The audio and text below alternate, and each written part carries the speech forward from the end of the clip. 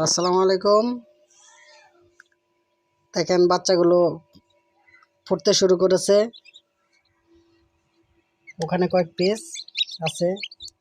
তো এখান থেকে আগে যেগুলো ফুটছে সেগুলো আমি বোর্ডিংয়ে দিছি। ওই দেখেন যেখানে বোর্ডিংয়ে দিছি এখানে 4 পিস বাচ্চা আছে, সুন্দর দৌড়াদৌড়ি করতেছে।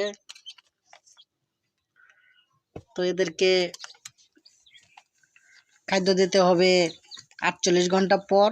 48 ঘন্টার মধ্যে আর কিছু দেওয়া হবে না, এভাবেই থাকবে।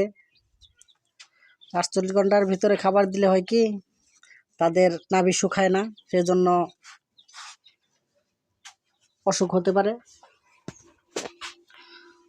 তো ঠিক আছে, তো আজকে এ পর্যন্ত। আসসালামু আলাইকুম।